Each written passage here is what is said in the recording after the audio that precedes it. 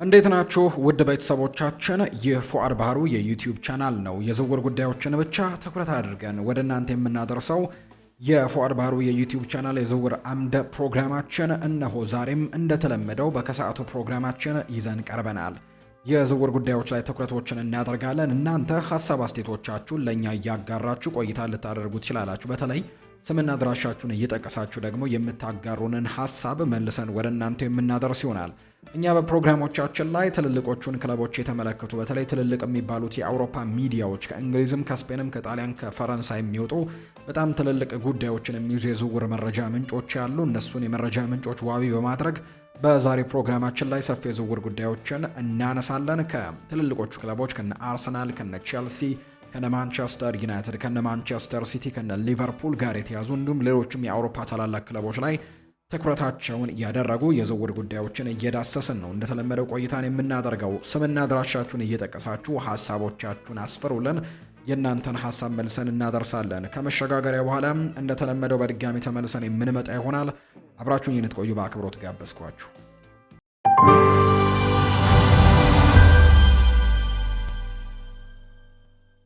ወደ ቀዳሚው መረጃችን እናምራ።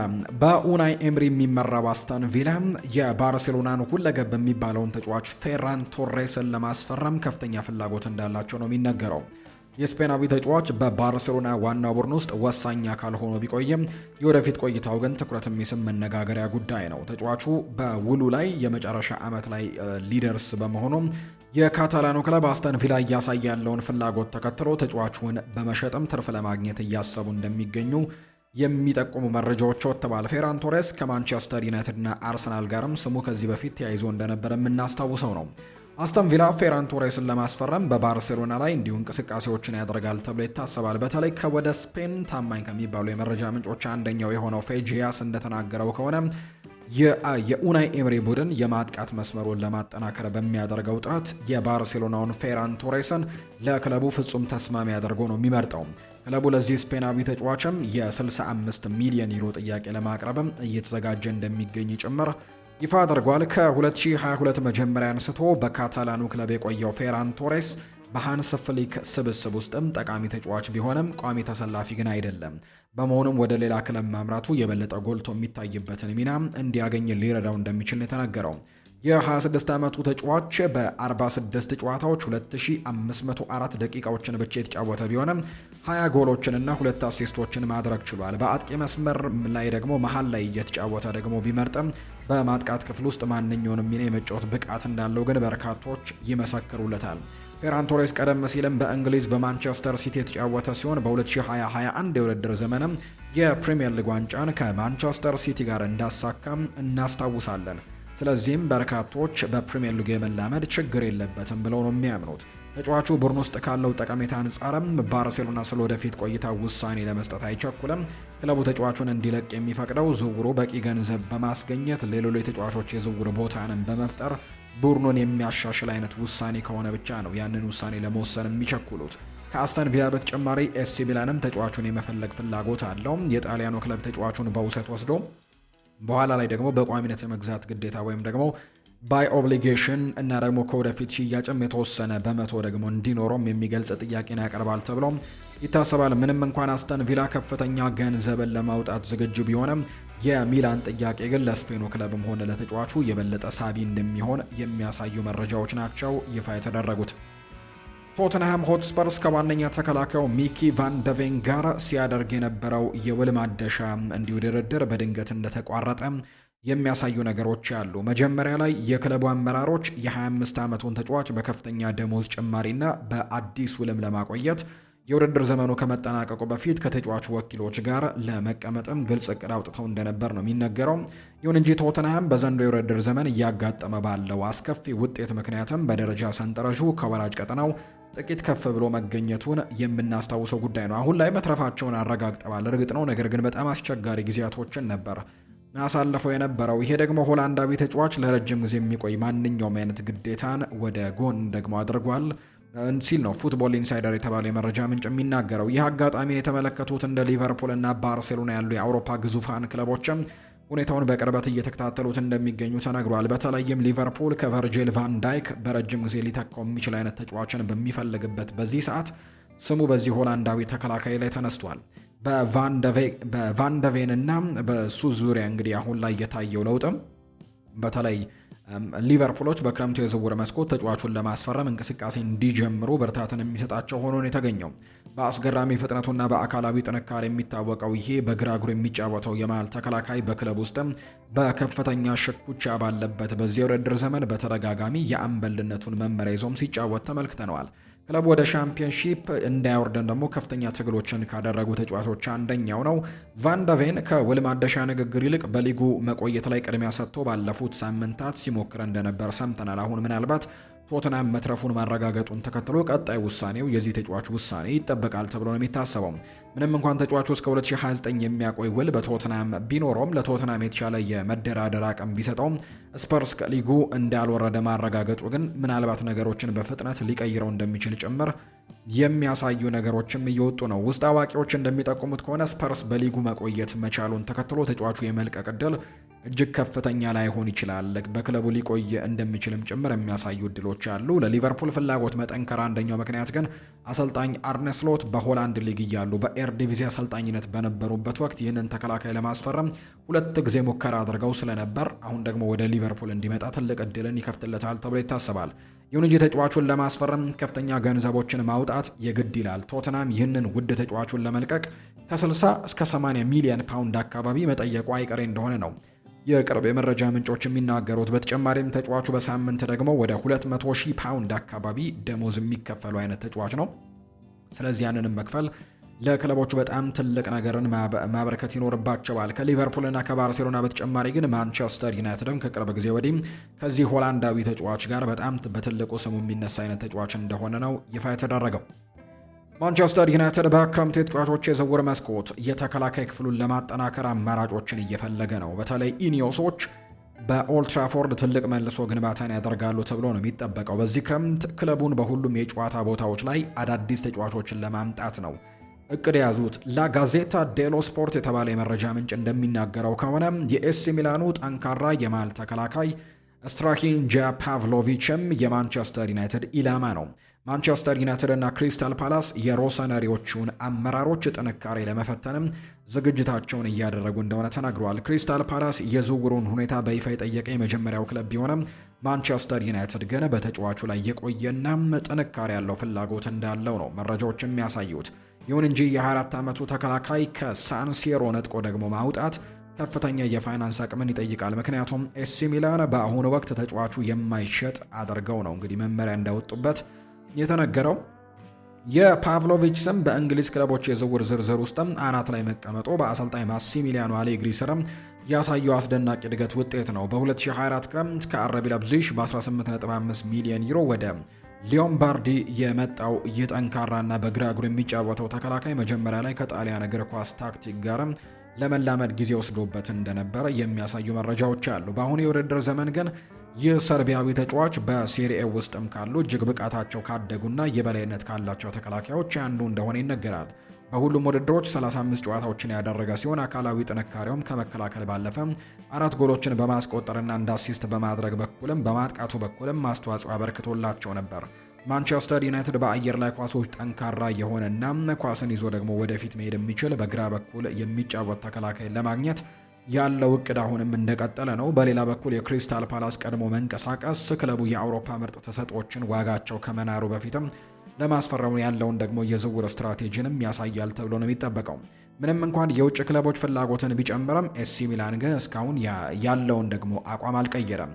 ክለቡ ፓቭሎቪችን ለወደፊት ግንባታው እንደ ዋነኛ ምሰሶ የሚመለከተው ሲሆን ዋጋውንም ከ40 እስከ 50 ሚሊዮን ዩሮ አካባቢ ባለው መነሻ ላይ ደግሞ አስቀምጦታል ነው የተባለው። ከውል አንጻርም ሚላን የተሻለ አቅም አለው። የፓቭሎቪች ውልም እስከ 2028 የሚቆይ ሲሆን ክለቡ ለተጨማሪ 1 ዓመትም የማራዘም መብት እንዳለው ጭምር ነው የሚነገረው። ይሁን እንጂ የጣሊያን የውስጥ አዋቂዎች እንደሚጠቁሙት ሚላን በውድድር ዘመኑ መጨረሻ የሚያስመዘግበው ውጤትን ተመልክቶ እንግዲህ ሊቀይረው እንደሚችል የተነገረው። ክለቡ ከፍተኛ ገቢ በሚያገኝበት የቻምፒየንስ ሊግ ተሳትፎ ላይ ማግኘት አልቻለምና የክለቡ አመራሮች ሂሳባቸውን ለማመጣጠን ሲሉ ይህንን የማይደራደሩበት አቋማቸውን በድጋሚ ለማጤንም ሊገደዱ እንደሚችሉ ነው የተነገረው። ፍራንቸስኮ ትሪንካው በስፖርቲንግ ሊዝበን እያሳየ ያለው ዳግም መነቃቃት በአውሮፓ የዝውውር ገበያ ውስጥም ትኩረትን ከሚስቡ አጥቂዎች አንዱ እንዲሆን አድርጎታል። ወደ ባርሴሎና በተዘዋወረበት ወቅት ከፖርቱጋል ተስፋ ሰጪ ወጣቶች አንዱ ተደርጎ ይቆጠር የነበረው ይሄ ክንፍ ተጫዋች አሁን ላይ በሊዝበን የበሰለ አጨዋወት በቋሚ ብቃትና በውጤታማነት ስሙን ዳግም መገንባት እየቻለ ነው። የ26 ዓመቱ ተጫዋች አሁን ላይ የበርካታ የፕሪሚየር ሊግ ክለቦችን ትኩረት የሳበ ሲሆን ሊቨርፑልና ቼልሲም በክረምቱ ሊያስፈርሙት እንደሚችሉ ከወኪሎች አካባቢ የተገኙ ምንጮች ለከቼንዶ ኦፍሳይድ እየተናገሩ ነው። በስፖርቲንግ ሊዝበን ያለው ውል እስከ 2030 የሚቆይ ቢሆንም በቅርብ ደግሞ የወጡ ዘገባዎች እንደሚያመለክቱት በውሉ ላይ የ60 ሚሊዮን ዩሮ የውል ማፍረሻን ተካቷል። ይህም ደግሞ ፈላጊ ክለቦች ሊያቀርቡት የሚገቡትን ግልጽ የገንዘብ መጠንን ያሳያል ተብሎ ነው የሚታሰበው። ትሪንካኦ በ2023 በቋሚነት ክለቡን እንዲሁ ከተቀላቀለ በኋላ የስፖርቲንግ የማጥቃት መስመርም ወሳኝ አካል ሆኖ ነበር። ከመስመር ተነስቶ ወደ መሃል በመግባትም እድሎችን የመፍጠር ችሎታው አጥቂዎች ከጎል ባሻገር ደግሞ በጨዋታ ግንባታ ላይም እንዲሳተፉ በሚጠበቅባቸው ዘመናዊ የጨዋታ ስልቶች ውስጥም እጅግ ተመራጭ ያደርገዋል። በ2025/26 የፖርቱጋል ሊግም የውድድር ዘመኑ 6 ጎሎችንና 11 አሲስቶችን በማስመዝገብም ውጤታማነቱን በደንብ አሳይቶ እንደነበር የምናስታውሰው ነው። ይህ ወጥ የሆነ ብቃቱ የሊቨርፑል ፍላጎት ትርጉም ያለው እንዲሆን አድርጎታል። ሊቨርፑሎች ፍላጎቱን በይፋ የገለጸ ሲሆን በቀኝ መስመርም ሆነ በመሃል በኩልም መጫወት የሚችል ሁለገብ አጥቂ ሆኖ የሚታየውን ትሪንካውን ለማስፈረም ተጨባጭ እርምጃዎችን መውሰድ ጀምረዋል። የቸልሲ ፍላጎትም እንዲሁ ምክንያታዊ ነው። የለንደኑ ክለብ ተከላካዮችን አልፎ መሄድ የሚችል እድሎችን የሚፈጥርና ታክቲካዊ ተለዋዋጭነት ያለው ደግሞ በቴክኒክ የታነጸ አጥቂ በተደጋጋሚ ሲፈልጉ ነው የቆዩት። ትሪንካኦ በግራ እግሩ የመጫወት ብቃቱ በፖርቱጋልና በስፔን ያለው ልምድ እንዲሁም ደግሞ የተሻለ የውሳኔ አሰጣጥ ችሎታው ውጤታማ የማጥቃት ሚዛንን ለሚፈልግ ቡድን ጠቃሚ ግብአትም ያደርገዋል። አርሰናልና ሌሎች የእንግሊዝ ክለቦችም ሁኔታውን እየተከታተሉት እንደሆነ ቢናገርም ስፖርቲንግ ሊዝበን ግን ተጫዋቹን በርካሽ ለመሸጥ አይገደድም።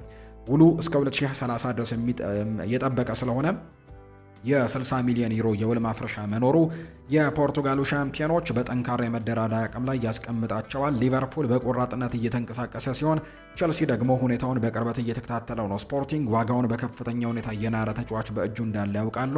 60 ሚሊዮን ዩሮ ቀላል ገንዘብ ባይሆንም ፈጠራንና ሁለገብነትን ለሚፈልጉ ክለቦች ግን ትሪንካኦ በገበያው ላይ ካሉ አማራጮች መካከል በጣም ሳቢው አማራጭ ሊሆን እንደሚችል የሚገምቱ መረጃዎች ናቸው የወጡት።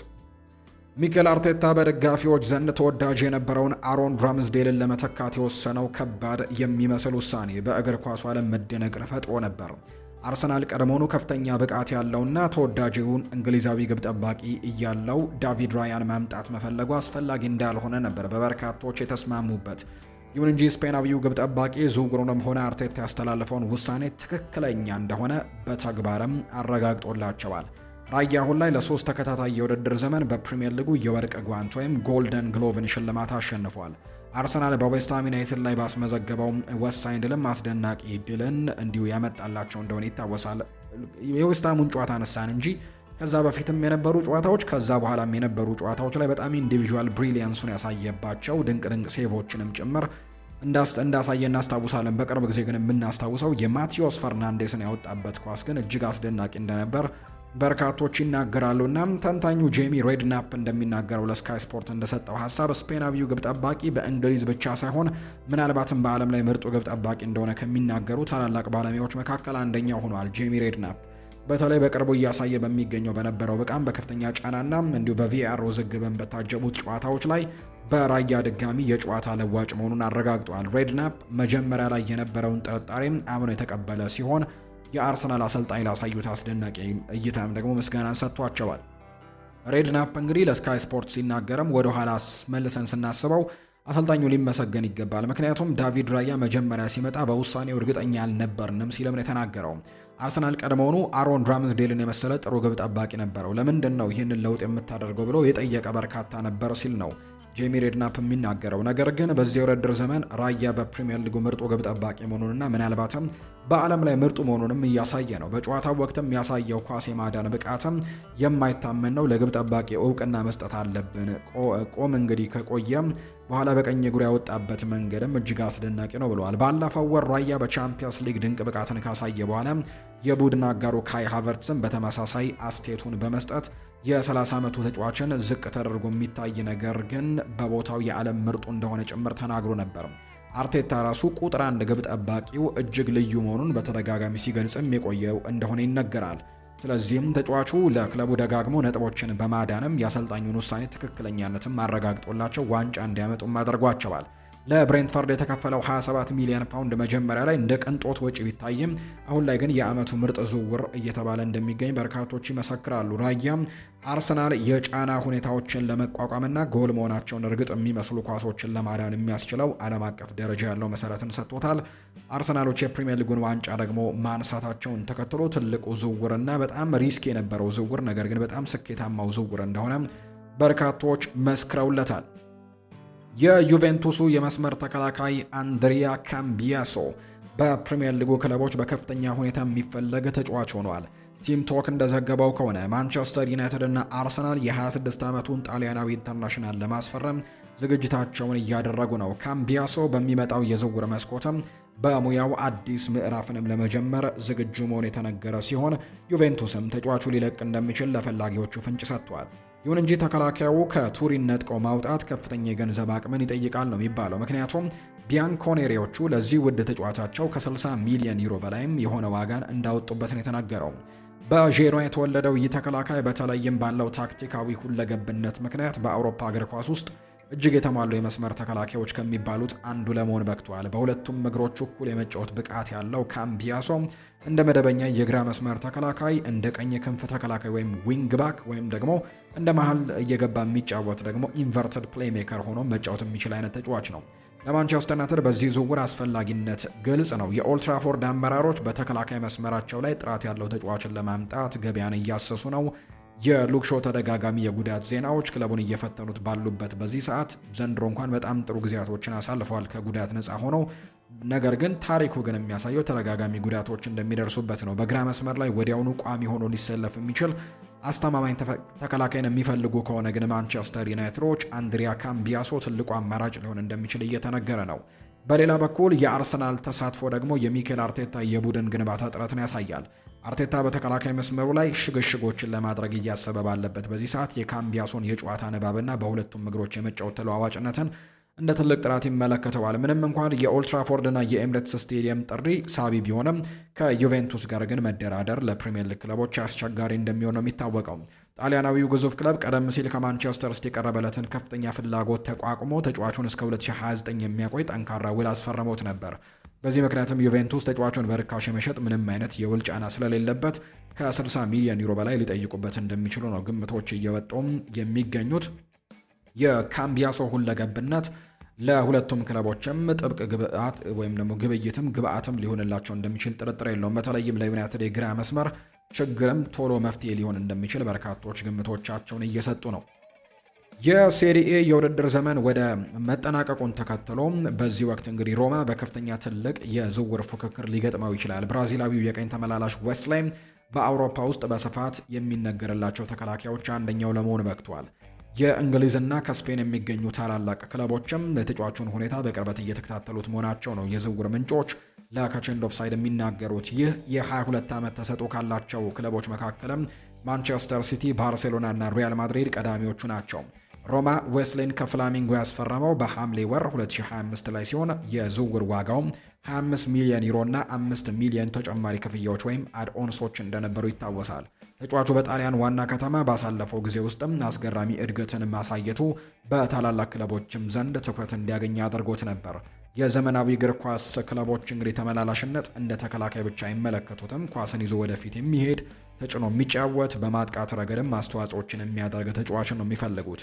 ዌስሊ ደግሞ ለዚህ መስፈርትም ፍጹም ተስማሚ ነው። በሮማ ያለው ቆይታ የታክቲክ ብስለቱን እንዲያሳድግ ረድቶታል። እንደ ትራንስፈር ማርኬት ዘገባ ከሆነ ደግሞ ዌስሊ ከሮማ ጋር እስከ 2030 ድረስ የሚያቆይ ውል አለው። ይህም ደግሞ ክለቡ በድርድር ወቅትም ጠንካራ አቋም እንዲኖረው ያደርገዋል።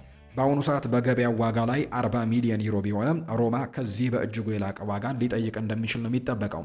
ከፕሪሚየር ሊጉ ማንቸስተር ሲቲ እና ኒውካስል ዩናይትድ በተጫዋቹ ላይ ተማርከዋል። በተጨማሪም አርሰናል እና ቶትንሃምም ከዝውውሩ ጋር ስማቸው ይነሳል። እንግዲህ ማንቸስተር ሲቲ ዌስሊን ማስፈረም የተከላካይ ክፍሉን በረጅም ጊዜ ለማደስም የሚያስችል ብልህ ውሳኔ ነው። በተለይ በተለያዩ ቦታዎች ላይ መጫወት የሚችሉና በእግር ኳስ ቁጥጥር ላይ በራስ መተማመን ያላቸውን ተከላካዮች ሲቲዎች ያደንቃሉ። በሌላ በኩል ሪያል ማድሪድም በብራዚል ውስጥ ካለው ጠንካራ የዝውውር ትስስር አንጻር ተጫዋቹን ለማግኘት ሊሞክር ይችላል። ባርሴሎናም ቢሆን ተጫዋቹን ቢፈልገው የፋይናንስ ውስንነቱ ዝውውሩን ሊያወሳስብበት ይችላል። ሮማ ተጫዋቹን የመሸጥ ግዴታ የለበትም። በመሆኑም ዌስሌይ ከአንፊልድ ወይም ከኢቲያድ ለመውጣትም ወይም ደግሞ የሚወጡ ገንዘቦችን ወይም ከፍተኛ ገንዘብ አቅርቦቶችን የሚመለከት ነው የሚሆነው። ነገር ግን ፍጥነቱ በመከላከል ረገድ እያሳየ ያለው እድገቱ፣ የማጥቃት ብቃቱ በአውሮፓ ካሉ ምርጥ ወጣት የቀይ መስመር ተመላላሾችም አንደኛው እንዳደረገው ነው ዌስሌይን እየተነገረ የሚገኘው። ውድ ቤተሰቦቻችን ፉአድ ባህሩ የዩቲዩብ ቻናል ላይ ነው የምትገኙት። ስላደመጣችሁን ስለተከታተላችሁን ከኛ ጋርም ስለነበራችሁ ከልብ አድርገን እናመሰግናለን። ፉአድ ባህሩ ፕሮግራሙን እየመራው ከእናንተ ጋር ቆየሁኝ። የተለያዩ ርዕሰ ጉዳዮችን ያነሳንበት የዛሬ ፕሮግራማችን ይህንን ይመስል ነበር። ስለተከታተላችሁን ከልብ አድርጌ ያመሰገንኩ። መልካም ጊዜ፣ መልካም ደግሞ ቀን ይሁንላችሁ።